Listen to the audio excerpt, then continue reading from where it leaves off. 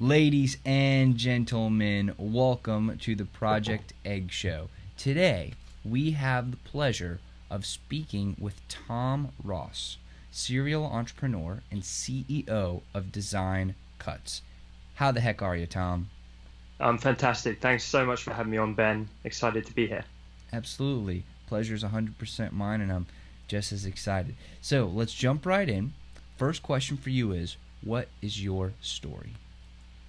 Yeah, my story goes way back, man. So I was about 12 years old when I got into this stuff, and I was hanging out with my best buddy at the time, my oldest friend, and we were sat at his computer. And this is like much earlier stage internet back then. And I remember he right-clicked on a website and hit view source, to spit out like the HTML code, and it spat this HTML code out. And he explained to me that people made these things; they didn't just like exist by magic. And it kind of blew my mind. It was like the first time I saw The Matrix or something. I was like, wow, like there's this whole world that I didn't know about. And I kind of got hooked from there. So we started dabbling and we taught ourselves like HTML at that age. And then we started building websites together. So we'd embark on these random crazy projects and just set up some websites that kind of never went anywhere. Some were, there were mini projects. There were some that at points were making us like, $100, $200 a day when we're like 14 years old. And we're at school, and one of them, like my mum, was kind of moderating sales coming in because we were in class, and she'd be texting me, and I'd be showing him in like maths class under the table, like we got another sale. My mum just texted me. So that was like the kind of early origins. From there, I kind of learned entrepreneurship, marketing, and design in tandem. So I embarked on a decade-long freelance career, found some decent success with that. That kind of transitioned into teaching Photoshop. I started a blog teaching Photoshop that attracted a few million readers. Then kind of got involved in some other ventures, was involved in like editing some books about design and that kind of thing, consulting. And all of this eventually led to the company I'm doing now. And that was about 6 years ago that I started Design Cuts. So it was like a long journey of learning entrepreneurship, marketing, and design, and just immersing myself in that world for years and years and years. And then it culminated at this point in what we're doing at Design Cuts, which is like the perfect marriage of the two, because we work with the best creatives in the world. We've got this community of hundreds of thousands of creatives, but we're essentially helping people that create design products to sell them. So it's like marketing and design hand in hand, and I freaking love both. So to be able to run a company that have both going on is pretty cool to me. Let's talk about your childhood. What sort of family were you raised in? I mean, what was your home life like? Yeah, I don't have like the rags to riches struggle story too much. I guess I come from a pretty middle class family.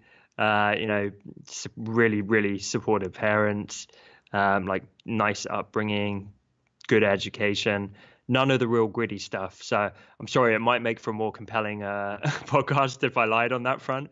It was like I was brought up on the streets and I like stole a laptop and started dabbling on this stuff like in a back alley, but it's just not the truth. It was pretty normal upbringing, pretty nice upbringing, and I think a lot of what I'm doing now is on the back of my parents being super supportive and not holding me back and trying to champion that. Can you talk about what that supportive parenting looked like? I mean, was it conversations at the dinner table? Was it giving you time and space to be able to do the things that you wanted to do? Like, how did that actually manifest itself in your life? Yeah, it would be paying an interest, even if they didn't always understand it, to be honest. It would be, yeah, talking to me about it enthusiastically. It would be, at one point, I think they even invested like £1,000 or something as an investment because they were like, here's some capital to help grow what I was doing with the blog. And then I repaid that back with interest as like a matter of principle not too long after that. I remember as well, I was so, I think there's a lot to be said in the early days for like really immersing yourself in it and learning your craft and paying your dues. So I remember, especially during the school holidays, summer holidays, I would stay up. And this was like super unhealthy. I'd be in my bedroom all like blacked out lights, and then just the light of the laptop staring me in the face. And I'd be like working in Photoshop and learning all this marketing stuff until often like 6, 7 a.m. And so what would happen is I would kind of just stumble out of my bedroom at this time, like bloodshot eyes, pale, as my dad was getting up to go to his job. And that's where my supportive parents would sit down and be like, Tom, we're getting kind of worried about you. This isn't healthy. You need to be out in the sunlight playing, kind of thing. Yeah, I guess I'm pretty good at like getting obsessed with something and really running with it and committing to it and persevering with it. Have you always been like that, where something would catch your attention and you're like, I am going to tunnel vision on this. I'm going to get it. I'm going to learn it. I'm going to make it happen. I think so. I think I certainly had elements of that. I don't know if you're the same, but if I really like a band, then I can like binge listen to them quite intensely, especially when I was younger. I remember stuff like teaching myself how to do keepy ups with a football, and I was out in the garden for like 3 days until I could do 100. I was thinking about doing some content around being an entrepreneur, or like what traits make you an entrepreneur from being a kid. And I think that perseverance is huge. I remember like building a tree house in the garden with my brother, and he'd get bored after a day or two, but I'd have to keep out there until it got completed. When you had that experience at 12 years old and you saw the code, right? You did the view source code and you saw it, and it was like Yeah. Matrix. What steps did you take to start fully immersing yourself in that? Um, I think I took like free online lessons. Learning HTML was the first step. And I'm not a coder, by the way. My friend is now like a serious developer, very successful in that. I realized that wasn't really my bag. I enjoyed learning it, but I think a lot of it is just you have to immerse yourself in learning, trying different things, and don't feel like you're limiting yourself. There's so many things I've done over the years, which I no longer do, but I wouldn't be where I'm at without trying them. I spent years doing web design. I spent years doing consultancy. I spent years doing photo manipulation. I spent years doing Photoshop tutorials, even dabbling a little bit in like video editing, like all these different areas now morph into what I'm doing now. Like we do video work in my company, and I kind of more or less know what I'm talking about when I work with our video team, because I've dabbled in that stuff in the past, as opposed to like having no exposure to it. So all of these random things, like whatever interests you, especially if you're young and especially if you don't have responsibilities like a family or whatever, just live and breathe and drink it. Like you got to really soak it all up and be a sponge. And just kind of have faith that if you keep doing that and you keep having that passion, you keep immersing yourself and learning, then you don't know where it's going to lead you. Once you started on that path of total immersion, I believe you said that you and your friends started cranking out websites, and some of them would do a couple $100s a month, and others would just really go nowhere. How did you get those websites to be making that money? Like, how did you get up to the $100 to $200 a month or more, however much you started making? Yeah, that was actually on certain days it made that. So not every day.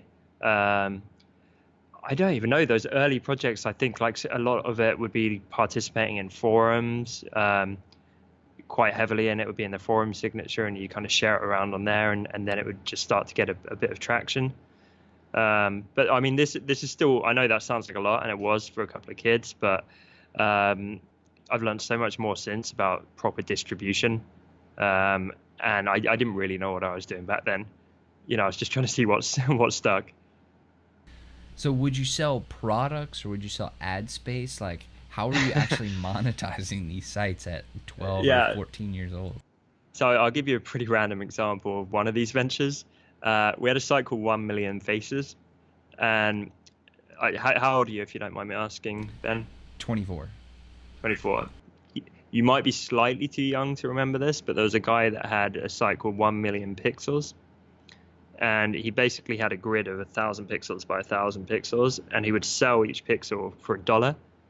And that pixel would then, if you hover over it, would have like a company's name, and you could click through. So the whole thing was kind of a gimmick. But he sold out, so he made $1 million on this gimmick. And at the time, this, because it's much earlier stage internet, these things were kind of more exciting.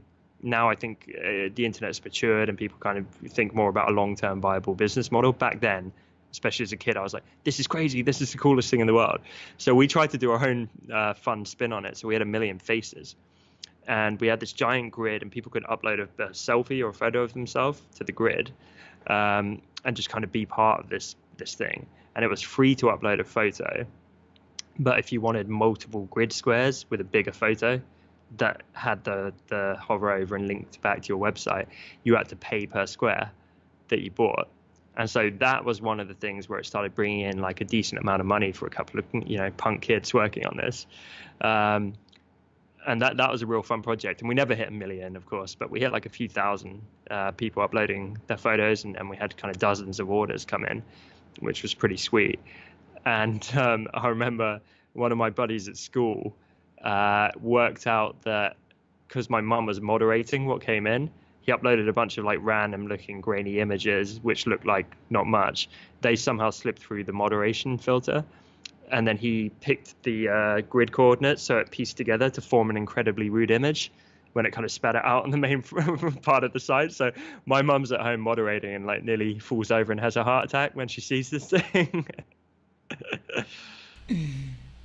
So you're learning all of this. You're immersing yourself, and you start to realize, wow, this is amazing. Did you identify as an entrepreneur at that point? I mean, were you thinking, I'm an entrepreneur, I'm going to make businesses, that's what I want to do? Like, where was your mindset at that time? Yeah, I think it always was there. I had especially when I was younger, I just thought, yeah, I can do it. This is amazing. Like, this is what I'm put on this earth to do. I think I only started getting imposter syndrome and doubt as I got older, and it still hadn't taken off for me. And then I start thinking, well, I really want to do this, but maybe it's impossible, or I'm not good enough, or I don't know all the angles. So as you were getting older and in school, and you're staying up until 6 a.m. Learning and working on Photoshop and learning the marketing and all this stuff. How was your relationship with the other students? Like, what was your who were you in high school? Like, how did that all work out? Yeah, so I had like a good group of friends, and that was pretty normal. This was kind of like my random hobby, and I had my friend who I worked on with this stuff. I had my friends who didn't have a clue about it and were just cool, and they're like, to them it was completely alien. And I guess I wasn't that vocal. Like, I'm super outspoken about what I'm doing. All my friends know and support it. But back then, I don't know if I kind of shied away. I didn't want to be like the kind of nerdy internet guy at school. And that might sound dumb because now, all the cool kids at school are aspiring to be a YouTuber or whatever. Back then, it was like, yeah, I make websites. Like, it's kind of dorky. But yeah, like I say, it was a pretty normal upbringing, I would say. It's just, yeah, really, it was dabbling. It was just all hobby stuff. Like, now it's full time. I'm running a company. It's a real job. For a lot of years, it would be those late nights learning Photoshop or reading marketing ebooks. Like, it was just this kind of secret little thing which I was working on. Once you left high school, did you pursue college, or is that when you started your freelance career? I did pursue college. I thought it would be a good thing to do. You're probably imagining I went and did something like business or marketing or graphic design. I went and did English lit because I listened to my parents and they were like, go get a proper degree, Tom, you need that on your record. So I spent 4 years up in St Andrews University in Scotland. And that was basically like not reading a bunch of books that I was meant to be reading, and then just trying to, do you say blag in America? Uh, Blag. It means kind of, it's like an English expression then, I guess, where it's like you kind of just fake it. and kind of luck your way through. So yeah, I remember sitting in a lot of these lectures and tutorials, and they'd go around the room and I'd listen to what other people said and then just take snippets of what they said about this book and just pretend like I'd read it and put forth the original argument. Um, so yeah, that was kind of 4 years. But alongside that, I was doing freelancing. I was doing all these other bits, and so I paid my way through college, which was nice to come out without a load of debt and that kind of thing. Yeah, so that was kind of the post school journey. How did you launch your freelancer career? Like, what actionable steps did you take to start getting traction, start getting business, start getting paid to the point where you could pay for your own college? Yeah, it was in phases. I started it pretty young, actually, probably like 13. So not long after I started learning this stuff, I thought, why don't I try and make some money out of it, even though I really wasn't very good at that point. So I actually started by doing design contests, stuff like Fiverr, which now exists. So it wasn't Fiverr; it was a much earlier website platform.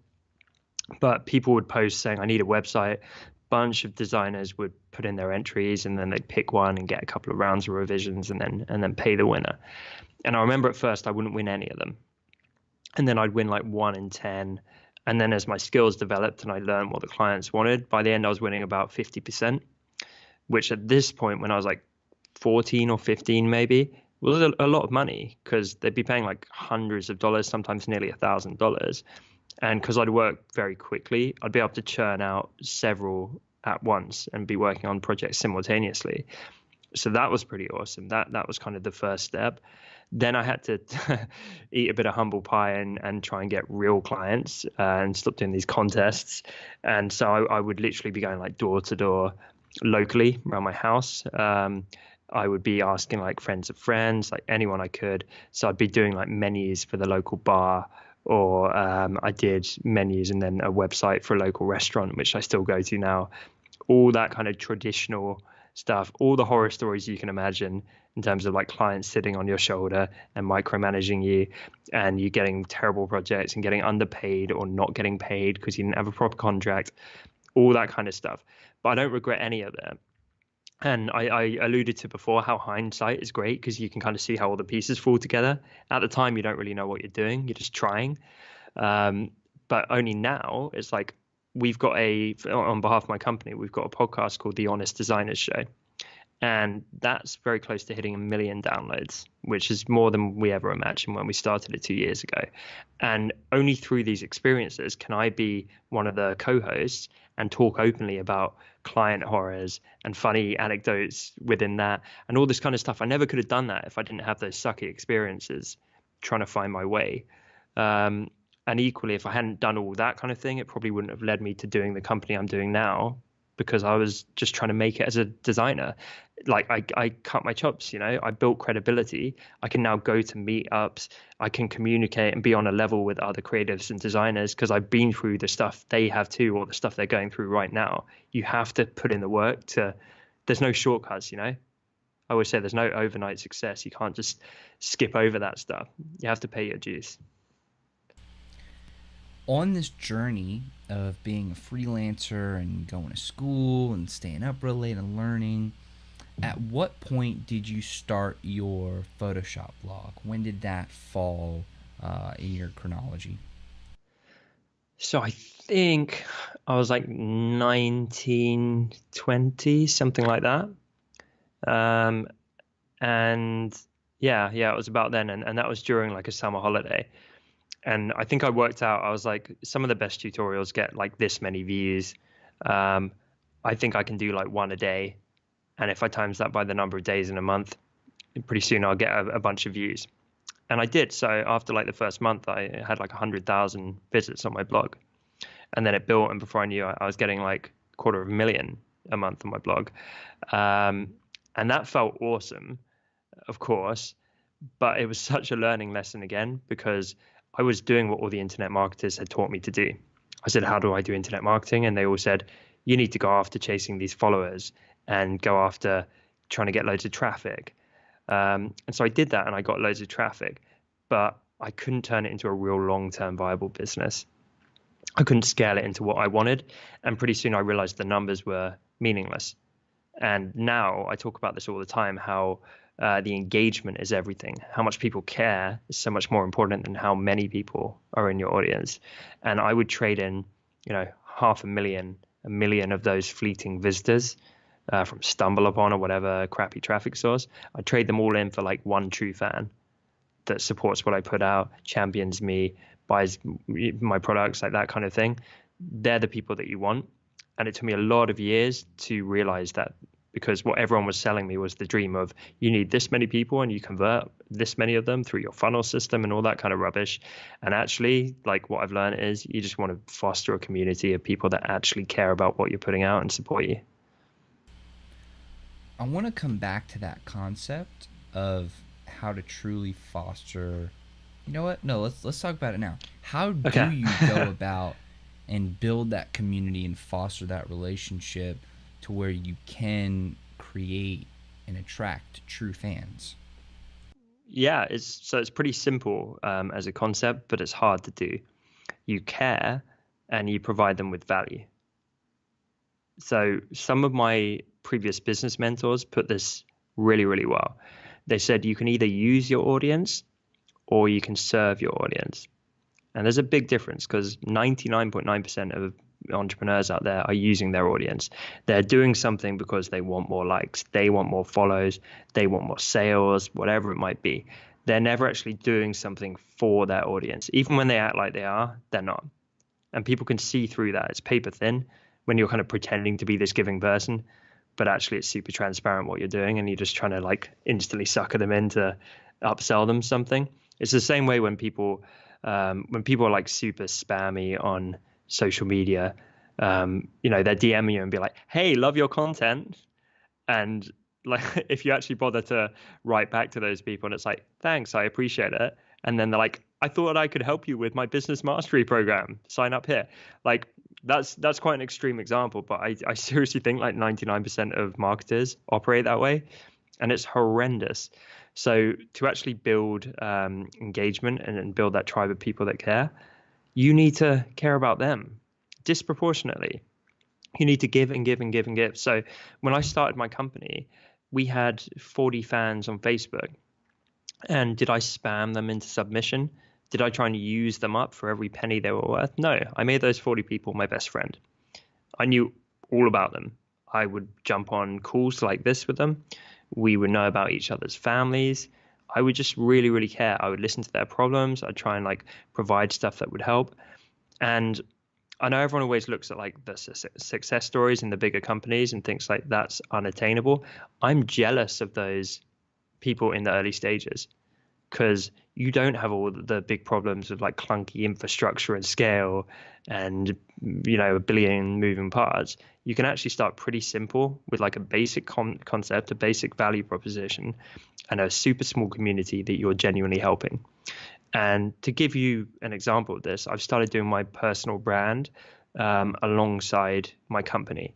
So I'm putting out my own show, and for my hobby, I'm helping fellow entrepreneurs for free. I'm not trying to sell them anything. I just enjoy doing it.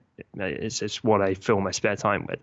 So I've enjoyed going back to square one with that, because I can see the stuff play out from the start again. Because I got a billion things going on in my day job. I'm CEO of my company, trying to manage 20 people at once. There's always fires within the office. Like, it's a lot. So I can then just, my relaxation, believe it or not, is going on Instagram or social media and getting this new community off the ground. And so I have a weekly call every Friday for 2 hours with like 7 to 8 of my most loyal followers, where I'm giving them free consultation every single week for nothing, no strings attached. I'm doing a live call every week where I go live on Instagram and I give someone an hour's free consultation because I enjoy it. I'm responding to about 40 DMs every day, giving people advice. I'm responding to every single comment. Like, and this goes on and on and on. And I'm a busy guy. I work 12 hours a day with my company, and I'm squeezing this in when I can, and I'm just trying to do the best job I can. And because of that, I'm building tremendous engagement. I'm building equity with these people. These people vouch for me. These people regularly, review my podcast. They share me in their stories on Instagram. They shout about me. They recommend me to others. I know tomorrow I could put out a product and they buy it like that, but I'm not looking to use them in that way.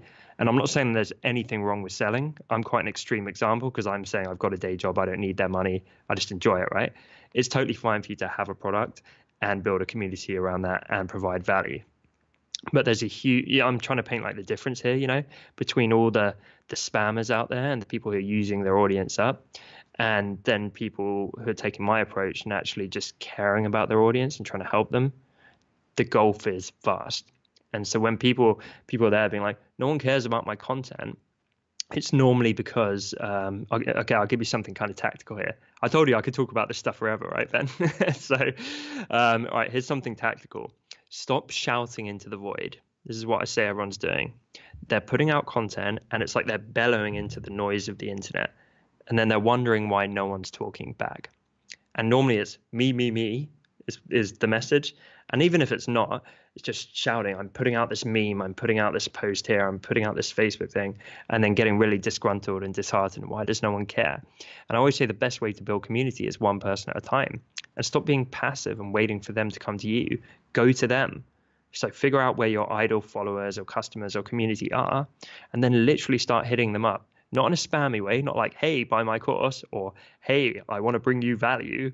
And they could see through that in a second. Get to know them. Like, reach out and be like, oh, cool, I really like what you're doing. Comment on their stuff. Build a relationship, not overnight, but over weeks and months. Get to know these people. And when you give and give and give, and they can tell you're not about to try and just overnight sell them, they will naturally kind of gravitate towards you if you're good and if you have the right intent and provide value. And they will discover your content and your brand and what you're all about, and they will spread the word. And it takes time. It takes years. Like, I'm in this game for the long term. My personal brand, for example, I'm not expecting anything for 5 to 10 years. And I really know what I'm talking about and what I'm doing with that now. And I have the credibility, and I'm still going to be that patient because I'm going to enjoy the journey. I'd be miserable if I was like, if I haven't made it and I'm not getting paid outrageously to go and speak around the world and, live that lifestyle within 6 to 12 months, then I've failed. Like, I'd be so miserable.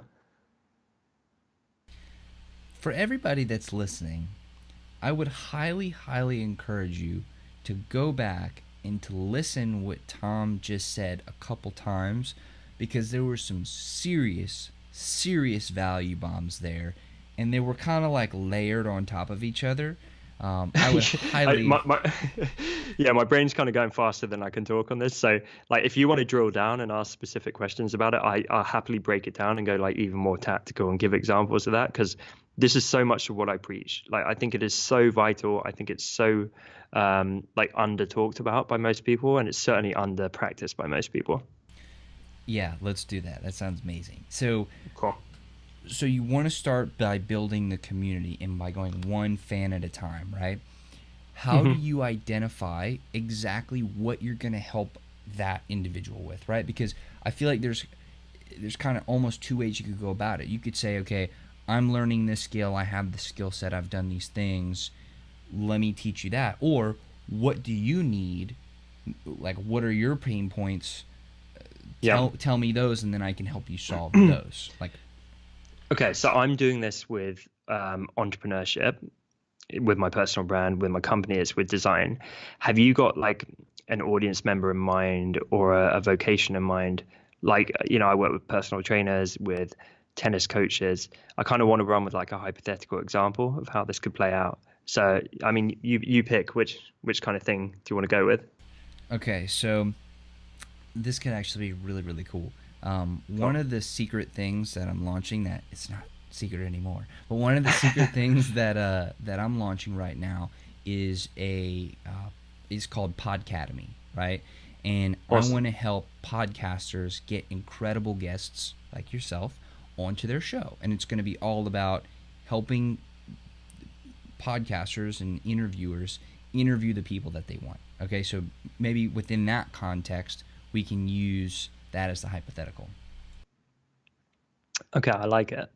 Um, Okay, this one's slightly different in terms of what I would do. Um, and let me give you two super quick examples. So, one thing that's highly effective is working with your current fans. So, presuming that you don't have like 100,000, which I think most listeners wouldn't, you can go on your list of followers on, let's work with Instagram for now. And you could send a DM to all of them. And I've done this, and we've done it with my company, and message them quite simply saying, along the lines of, hey, thank you so much for following me. Just wanted to say I really, really appreciate it. And you'd word it better than this, but you basically say, like, I've got no interest in, like, trying to sell you something right now. I truly just appreciate you. And I'd love to know within this area, like, what are you struggling with? And I want to try and help. So let's say you are the tennis pro. You could be like, okay, thanks so much for following. Hope you're enjoying the content and so on. Like, let me know if there's anything within your tennis, whether it's like your ball delivery or your, grip or whatever, that I can help with. Let me know whatever you're struggling with, and I promise I'll give you some guaranteed help. To go with your example, you could do the same thing with podcasting, because if your platform is constantly putting out content about that subject, presumably the people following you are interested in it. So it's like, thanks so much for following. Personalize it a bit. Be like, I went to your profile and I saw you've got this podcast about, I don't know, coffee beans. And it's like, love it, man. Like, I checked it out. I think it's super professional. You're doing a great job. I presume that you're following me because you're interested in like landing better guests. So let me know, like, is there any one particular like area of this where you seem to be hitting a roadblock or struggling? And I'd love to do my best to help, like, free of charge. If you do that with all of your followers, what happens is most will come back. I think when I did it, I got like a 50 or 60% return rate. And so suddenly you go from having a dry, empty inbox to being flooded with DMs, which are potential relationships waiting to happen and just conversations. So you've gone from this shouting into the void to actually suddenly you're talking to people. And this does a few things. It lets you build actual credibility in relationships with these people. And it sparks so many ideas. Because as these people come back, it's going to be giving you ideas for content that they want to see and products. And so the sale can come later, because again, we're not trying to close people on the first date here. So as they're talking to you, and you can start to identify patterns. So maybe like 5 people say, actually, this is the step where I keep like falling over myself. And then you go and put together an Instagram video saying, here's a tip with how to overcome this step, and this is what's worked for me. You tag those people up and you say, guys, I hope this helps.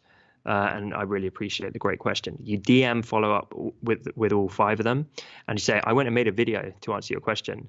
Like, I really hope it helps. And then you do that over and over and over again. And people start to think, oh man, like, he really wants to help me. Like, he's providing value up front here. He's not being one of these spammy guys who instantly follows it with a sales pitch, because that's such a turnoff. And it's going to benefit your wider audience and your following, not just the 5 people that asked that question. It's going to benefit a bunch of people. And that's how you start to become regarded as a bit of an authority figure, right? So that's one way you can do it with your existing audience. And like I say, that's going to make you so much better, because you're going to have a deeper understanding of who you're serving. And that's not just content, that's everything. It's going to be like the tonality they use. It's going to help you with audience profiling. So when you do create that product, or you make the next product, or refine your existing product, or whatever it might be, suddenly you're kind of thinking, well, actually, everyone I talk to, they're kind of fitting roughly into this kind of demographic, and they've got similar pain points, and they've got similar aspirations and fears and stuff that they tend to find funny, and they're kind of quirky like I am in these ways. And you're just getting to know these people rather than just guessing. You're not shouting into the void just trying to presume what these people want to hear. You're actually asking them. You're caring enough to ask, and then give it to them. And you can absolutely provide some of this upfront value in these tips, and you're not going to undermine the potential for, like, in a year's time or whatever, having the robust premium course that brings together all your best advice and a bunch of bonuses and extras. And when for a year you've been doing nothing but providing that value, and then you say, guys, I'm starting to get 50 DMs a day, and I literally can't keep up, and I keep giving people the same advice, so I've gone and built this course, which is a more scalable way of me giving out this information. That's kind of the right way to do it. What most people do is they DM 5,000 people and be like, hey, do you want to look at my course? It's like, no, go away, you loser. Like, that's terrible. Another thing you could do, so that's with your internal people, you can have a level of audacity to DM them and just be like, hey, like, let me help you, because they're already showing an interest by following you. But let's say it's like ideal potential customers who are just out there on the interwebs. I'm going to stick with Instagram for now because I love that platform. You could go and find, do research for a day, come up with a massive list of, in this case, podcasters, and then go and hit them all up. And they're going to see through it in a heartbeat. Like, I'm a podcaster. If you DM me and I didn't know you, and you're like, hey, like, have I got a tip for you? Like, da da da. Like, at best, I'm going to be like, thanks. At worst, I'm going to ignore it because I'm like, I know what comes next. You're going to pitch me on something. And I might check out your profile. And when you're like, I'm the guy that helps podcasters with this service package, I'm like, well, he's just going to pitch me that. So the way I would do it, particularly with bigger podcasters, is I would provide upfront value. I wouldn't be like asking them. I wouldn't put the onus back on them. You could, for example, like I run a design podcast. So if you DM'd me and it's like, hey, I'm trying to connect with as many podcasters as I can and provide value for them. I know you're super busy. So I've gone ahead and found this friend of a friend connection who is an unbelievable designer. And I'd be happy to introduce her to you as a suggested guest for your show, like completely free, like there's no catch here. I just thought she could be an interesting fit. Let me know if you want me to make the introduction. That would be a really good way to like warm me up. And then maybe you end up doing that a couple more times. And then I think, oh man, this guy's like really coming up with the goods. So then if we then evolve to a point where I'm like, look, I'm happy to pay you a retainer every month to like line up guests for me or to teach me how to do it better myself because you've won my trust. Again, to everybody who's listening, please go back and listen to that a couple times because there are some serious value bombs there. That's amazing. Okay. It works as well. Like all of this is tried and true. This is not living in hypothetical land. I learned this for a long time. I remember trying to teach some of this advice when I had less experience, and I would just be regurgitating what other people said, or I'd think of something and be like, that's good in principle, so I'm just going to teach it like it's the truth. You got to try stuff and actually see what works. So I really have gone and messaged a bunch of my followers. I've got my company to do the same, and some of the people I've mentored, I've got them to do the same, and they report back and they're like, holy crap, these people are loving the fact that I reached out and appreciated them, and now I've made 3 sales on the back of it simply through chatting with my followers instead of just shouting at them en masse. So it really works. So let's say that you're engaging these individuals in conversation. You're getting to know them, you're providing value to them. How do you then transfer from doing the one-to-ones where that has a limited amount of scale? I mean, you can only scale up to as much time as you have. How do you then take that next step to really build out the project and really start ramping it up? Yeah, so there's a few angles here. First of all, I think virtually everyone who is worried about scale shouldn't be yet. Everyone's always like, but that's not scalable. Like, what about when I hit these bottlenecks? And it's like, man, you haven't got 5 people to care enough yet to actually buy from you. Start with that. Start with getting one person to actually like and trust and, want to buy from you. That would be a start. So I seriously think most people listening shouldn't even worry about that. Like, trust me, if I can do it, like if I can do this with my 1 hour a day around my crazy day job, like, you can really find time to do it. It's how I got my company off the ground. I fully believe in it. You cross the bridge when you come to it. So we hit endless bottlenecks, we do tons of stuff that's unscalable, but it works. And then when it really starts creaking, then there's a billion things you can do. You can improve your infrastructure. You can improve your processes. You can delegate out. There's loads of different ways to kind of do it. But I think like right now, the worst thing you could do is like go scalable, which probably means like mass spamming or like sending an email that no one's going to open and, set up the right funnel system, run ads against it and try and convert like 0.5% of those people onto your lame landing page that, you know what I mean? Like that's the stuff that everyone's teaching. I really believe in that hand-to-hand combat of just one person at a time, bringing them into the fold, bringing them into the community. So when you were going about doing this for your companies and doing this now for your personal brand, how do you organize and manage your time? Like, do you batch your tasks? Do you have people helping you in some sort of like assistant role or some sort of managerial role? Like, how do you manage your time to where you can be as effective as possible within the limited space as far as time goes? Yeah, it's a great question. Do you want to hear more like personal brand or company? Because I think possibly the personal brand is more relatable, because that's the earlier stage and that's really trying to fit it into limited time. Yeah. Company wise, that we've got a team of 20 people. It's kind of a different setup. Yeah, let's talk about the personal branding. Okay. Um, so the truth is, I find windows of time when I can. Um, it averages maybe an hour a day and then time at weekends. And that hour a day might be me doing 5 minutes walking up the stairs to my flat. It might be 10 minutes going around the shops. Like, it's that crazy. It'll be like I'm waiting for my food in the microwave, so I'll get a few DMs out or something like that. Um, so one answer if you're short on time is like find time in these little windows, because you'd be amazed at how much damage you can do in them. But really, my ethos for all kinds of work is like audit what you're doing, because most of us have busy work or just wasted time. A lot of people end up just scrolling on social media, for example, in their work hours. You don't really have time for that when you're truly aspirational and ambitious. You got to cut that stuff out and just go laser focused on the work that's going to be impactful. So I think it's great to get like everything out of your head, like get your goal and make it something tangible. So let's run with your podcasting example.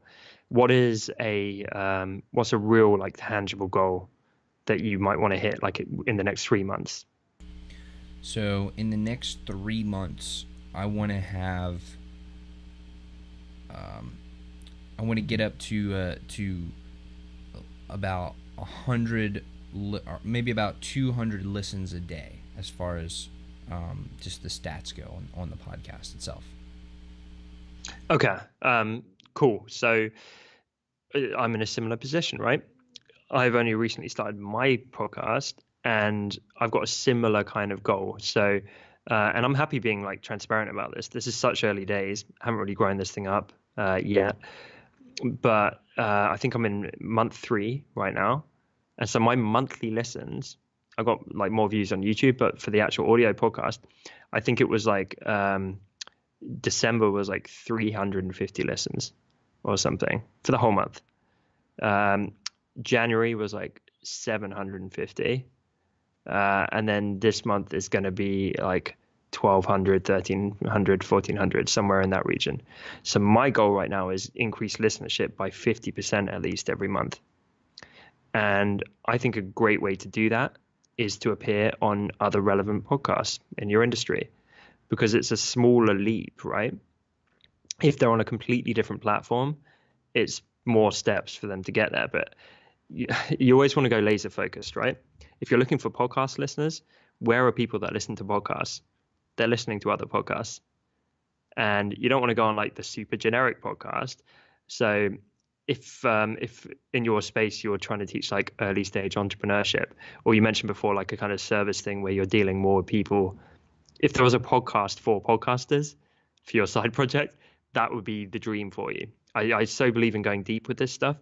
So instead of being like, I'm going on the life improvement podcast, you're going on the podcast for podcasters, and the listenership might be smaller, but you're going to be more likely to be able to land on there. You're going to be able to speak more as an expert and bring value to that audience, and it's going to convert a hell of a lot better because it's so relevant for you. And that's kind of one of my key strategies right now is I'll just jump on a couple of these a week, 3 of these a week kind of thing. Try and bring as much value as I can. And then my listeners seem to kind of just be gradually going up. And because I don't have that much time, like, if I could do this full time or even half time, the sky's the limit. Most of my time is like going on looking after my community, because my whole thing is I'm patient with this. I'm not pushing numbers. If my sole goal was to explode my downloads, then I'd be doing more. But right now, I'm trying to build depth of relationship with the people that actually are in my community. So I would rather have an inbox that's packed full and a DM inbox that's packed full, like it tends to be, than just chase the next 1,000 listens, but no one ever contacts me. So there's kind of maybe a slight disparity in goals to some extent there. But yeah, I think that is always fundamentally what you want to look for when you're trying to build anything. Where are your people, and how do you reach them? Like where are they hanging out? And it will be other podcasts, but I guarantee it's going to be other places too. It might be Instagram. Maybe it's people, like hashtag new business owner. And you go and find all those people, and then you come up with a short list of those people, and they're all posting about the excitement of starting a business. So you start hitting them up and providing them with the upfront value, like we discussed. Maybe it's that you go on people who are kind of bigger than you in your space, and you look for the people in their comments who are like super engaged and basically putting their hand up and saying like, I'm someone who deeply cares about this and is committed. So you're not just like spamming 5,000 random accounts out there. You're going laser focused to the people you know are active on social, positive, responsive, care about your subject matter, and then you're going to them and trying to bring them value. I'm going to say it again to everybody who's listening. Please, please, please go back and listen a couple times to everything Tom's saying. I mean, there are some serious, serious value bombs here that you do not want to miss. So Appreciate it. So Tom, we've talked a lot about your past and how you've gotten to where you are now, and then you dropped some serious nuggets of wisdom there, my friend. So let's talk a little bit about what you, and you kind of alluded to it, but what are you most focused on right now? Like, what is your biggest focus? I think, yeah, it's a few things. Right now, we're really pushing our marketplace at my company, and that's super fun because that's growing like crazy right now, and I love that. And for me, it's never even about the money. It's about I just love to see something grow from nothing to something big and meaningful.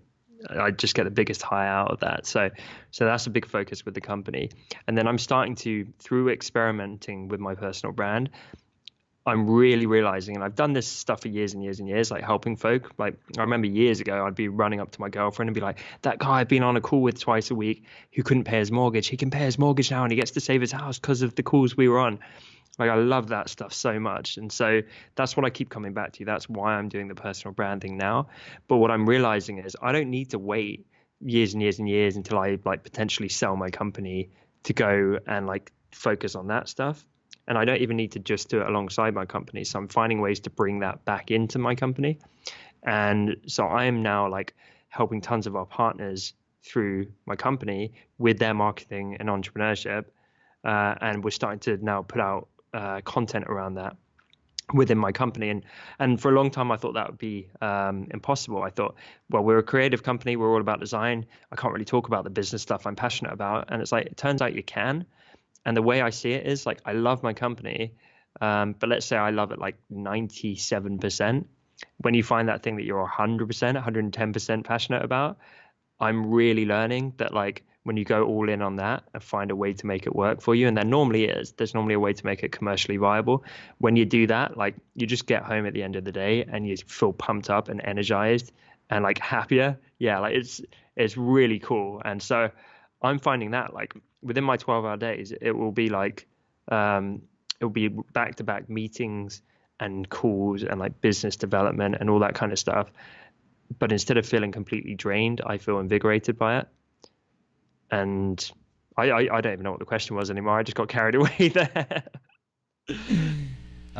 Sorry, what I'm working on right now. Yeah, that basically. So I am working on being introspective enough to fully realize what I care about the absolute most, and then go after that aggressively rather than being like most of the way there.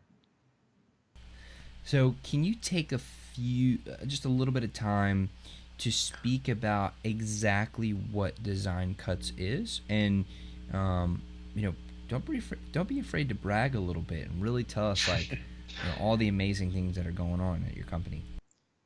Yeah, sure, man. So, in a nutshell, we are a platform for creatives, whether you're a web designer, graphic designer, digital illustrator, letterer, all that kind of thing. And we basically sell the resources and products and tools that these people use day to day. So it might be that someone's like doing art on an iPad with an app called Procreate, and we sell like these really cool brushes they use on that. Or it might be that you're a branding agency or a freelance designer, and you need some time-saving templates to use on your client work, or a font for that snazzy new website or logo that you're making. So we sell all that kind of stuff, and then we support it with this unbelievable community, all these learning resources, freebies, and we're really becoming that hub where it's like the go-to place for designers, and I love it. And the community is so awesome. Like they're really passionate, they're really friendly. They're in there like helping one another out and learning and inspiring each other. I love the creative community in general, but I think we've got something really special.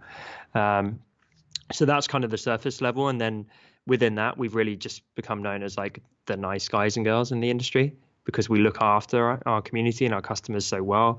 We're kind of like don't take ourselves too seriously. We put out like these ridiculous videos. We did one last year where I decided we'd have a live game show where we did a webinar to like 1,000 people. We weren't even selling anything, and we had like these glitzy gold blazers on and bow ties, and had like a spinning wheel with prizes. And so we're kind of known for like doing like cheeky, fun stuff like that and being a bit disruptive. But on the more serious side, we've also got USPs, which make us like hands down like the no-brainer option for designers. It's like we're cheaper, we got better licensing, got better product quality. So I think you need like the serious side of like, here's why I can confidently say we're the best.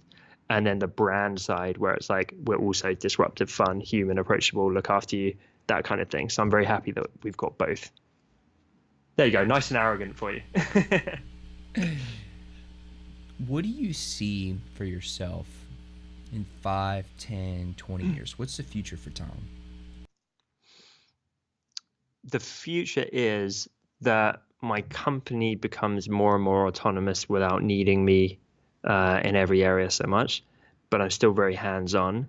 That we've grown it to become much bigger than it is currently, but we've got as we grow, often you lose that personal feel. But I want to over-index and do more of that, and we're pushing that quite hard right now. So I want to have even more of a community feel. I want to be doing tons of like, real life meetups in London and around the world. I want to be flying around the world speaking and doing that kind of stuff and trying to inspire other creatives and entrepreneurs. I want to have released at least one book, hopefully a bestseller. I want to continue consulting. We're talking about doing a startup incubator, me and one of my business partners. So I want to be using that mentorship, but in exchange for equity in companies to diversify my income by having shares in them, and also being inherently lower risk than like the stock market because you can actually have a say in how the company does. Yeah, it's going to be a busy 5 years, I hope. So, Tom, I want to thank you so much for coming on the interview today. I have a few more questions for you, and then we can wrap up. Yeah, Um, sure, man. so, one of the bedrocks of this show, one of the foundations, is connection, right? Connection between you and I as friends, as guest and host. Connection between you and the audience members, me and the audience members with each other, and it's something that I am obsessed with learning about. What is your philosophy on truly establishing a deep, meaningful, and very authentic human connection with another person? I think the intent has to be pure. People can see through.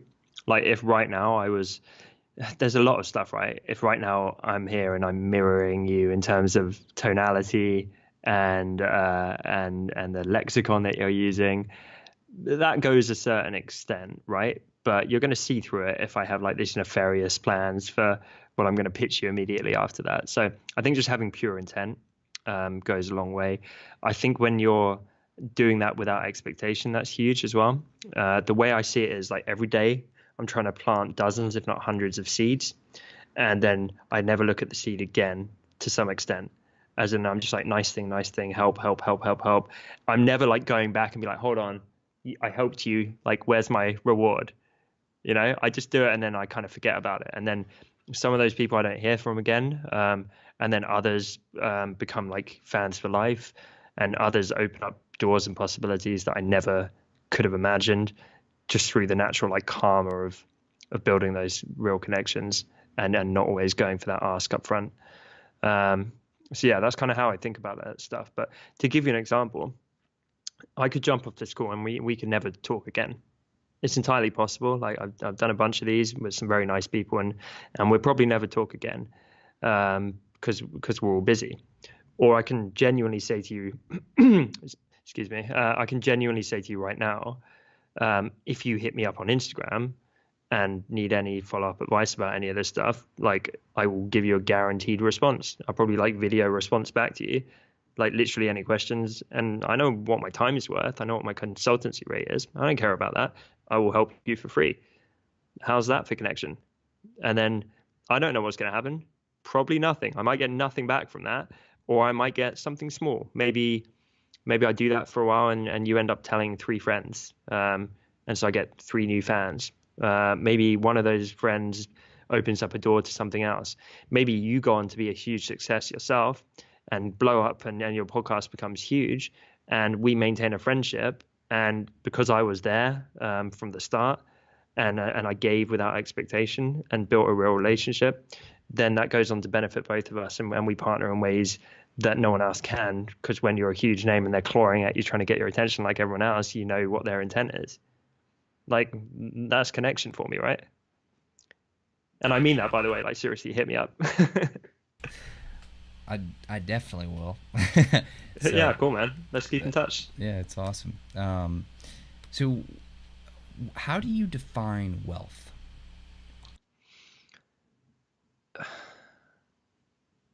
It's a good question. I'm gonna say contentment.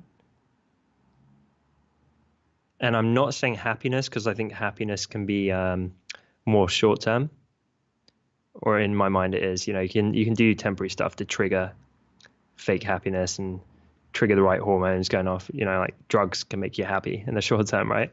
But I think being truly content, and that combines elements of happiness and passion and so on. And I think we all know that wealth is not always financial. There's a lot of ways, I think, to be wealthy in life, and I'm sure the financials absolutely help as well. But for me, if I can just be truly content day to day, or more often than not, that's a pretty awesome thing. What do you fear the most?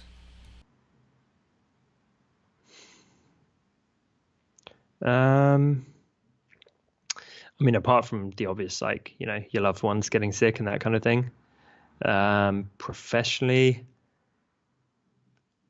I guess like a lot of the stuff we all do, like rejection, being completely ignored, that kind of thing, where if it's like you're trying to do it and you're trying to put all this stuff out there, but then essentially the market just goes, nope, you suck, we're not having it. And even when it's going well, you kind of have that in the back of your mind, because things can change and develop. And yeah, I'm pretty, like, to be honest, not that much, because I'm pretty confident. Like what I told you about my 5-year thing, it's not like, oh, that would be a nice pipe dream. Like in my head, it's done. So it's going to happen. But I guess you always have that tiny, tiny fragment of lingering fear where it's like, what if it doesn't? And it's all a fallacy and actually it unravels. So again, Tom, I want to thank you so much for coming on the show today. I have 2 more quick questions for you, and then we'll wrap up. Actually, 3. Scratch that. So we've been talking a lot about your professional life, but what's been going on in your personal life throughout this whole time and all this tremendous success? Had a very supportive girlfriend, and still do. Supportive family. To get the company off the ground, I worked 18 hours a day, 7 days a week. So I did over 100 hours a week for nearly a year and a half. Ended up putting myself in hospital, having major stomach surgery, and then got chronically ill for 2 years after that, and still have kind of much more minor residual health issues. Um, so I basically I adopted the whole like hustle culture thing, if you're familiar with that. And I lived and breathed that before it had become quite as popular in the mainstream. And that was all I did. All I did was work, and I worked so frenetically to get everything off the ground. And then, like I said, I had 2 years of being super sick. Like I could barely stand up. I was like an 80-year-old man, just white and dropped all this weight and shaky and just really, really unwell. I was like bedbound for bits of it. So I had to get a dietitian, had to work with a personal trainer to try and build my strength back up, had to see a therapist to try and undo this horrendously damaging like workaholic nature that I developed and find a bit of balance and self-compassion. So yeah, that's been quite a lot of like big personal stuff in the last few years, and thankfully now I'm out the other side and feeling way more content. Back to like physical health and strength, and the health issues are like much more minor and manageable and heading in the right direction. So, is there anything about yourself that you think is an important part of who you are that I did not ask you about today? In other words, what did I miss? Oh, that's a good question. um, I think we touched on a lot of the key cornerstones. I mean, a lot of my ethos, I've got like a few fundamental pillars. So it's stuff like um, being a decent person. It's stuff like the human side of marketing and not just reducing people to followers and numbers. It's stuff like quality over quantity. And you can take a lot of these principles, stuff like providing value and caring, and you can take a lot of these principles and they're pretty simple as a concept, but then there's like 1,000 threads off of that, and there's tens of thousands of hours of work you can commit to that. So something like care about your followers, easy to say, right? What's hard to do is to work loads of hours messaging and getting back to everyone and caring and investing that time. You can say quality over quantity, but that might be bothering to learn and master Facebook ads so that you're going laser targeted on the right section of people instead of just spamming the masses and being like, oh, I didn't get a good ROI. So all of these pillars for me are kind of what I live by with business anyway, and life, I guess. And I try and follow them as like my North Star. But then I always think like you get your concept, you get your creative application, and then you get your execution. And this is something I've talked about in my content. So, you need to work out what your pillars are. So let's say it is being nice to people and caring about them. You get the creative application. That might be, for example, what I talked about in terms of messaging all of your existing followers. So it's like, okay, that's a creative way that I can care about people. That would be a cool way of doing that. And then you've got the execution of I'm going to sit here for 2 hours a day for the next fortnight and actually put in the work to do it. And then you can just do that over and over again. Like concept, execution, creative application, execution.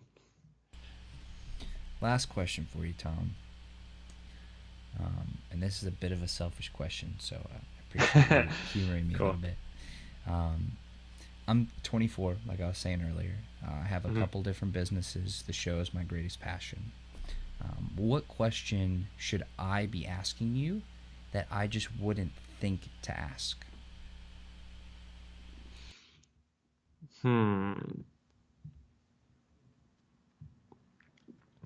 How to the best way to achieve your biggest goal, whatever that is in business.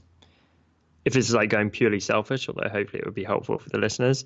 I know you mentioned about like increasing the podcast numbers and that kind of thing, but like your actual like biggest goal, what's like the lofty aspiration? So your 5-year thing or whatever.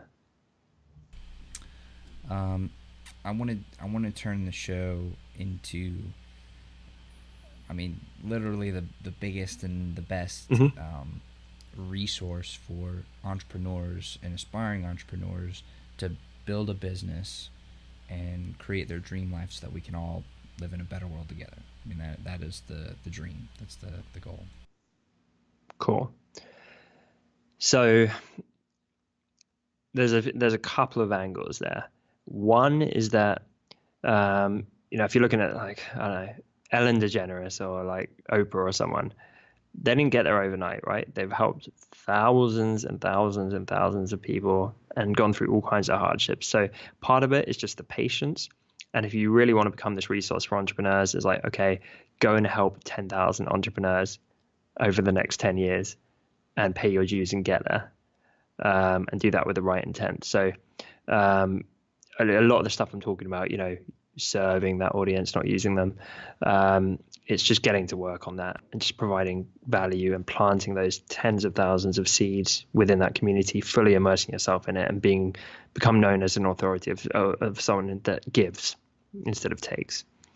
So that would be one thing. Another thing which you might not want to hear, it depends how like brutally honest you want me to be. 100%, please. Okay, so I think the people that do best in this space are the ones that have real credibility of being a successful entrepreneur. I think it's very difficult to teach entrepreneurship when you haven't been a successful entrepreneur. And I know that because I've done it myself.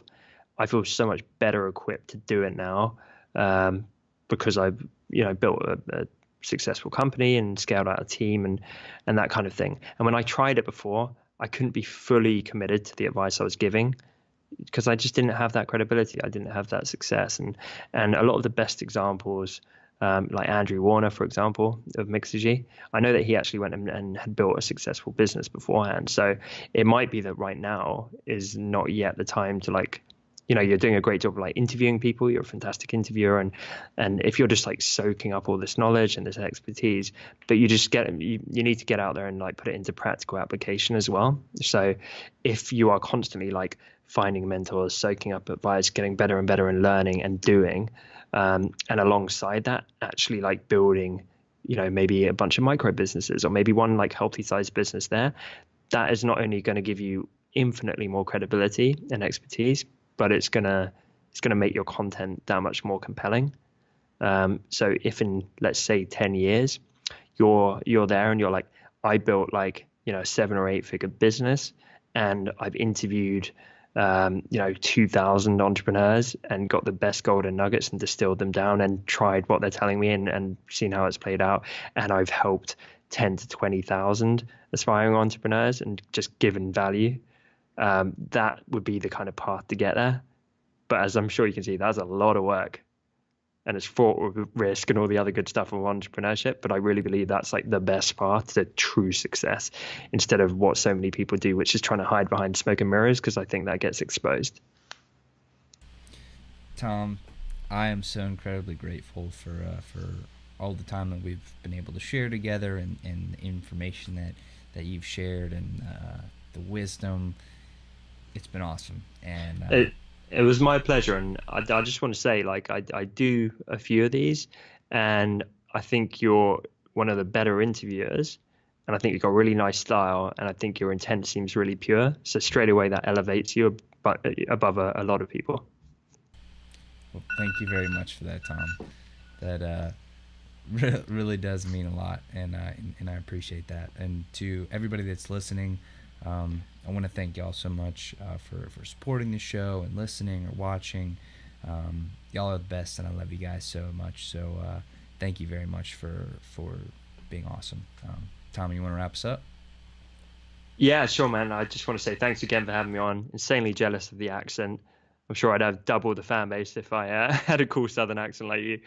And yeah, I mean, if you don't mind me like putting out a public thing, I would say for yourself, but also anyone listening, hit me up on Instagram at Tom Ross Media and mention that you listen to the show. And if you do that and then prompt me like any questions, I promise I'll get back to you. And I'd really appreciate hearing from you and just want to try and give any value. And I promise I will not follow it up with like, and buy my 99 cents ebook in the next message.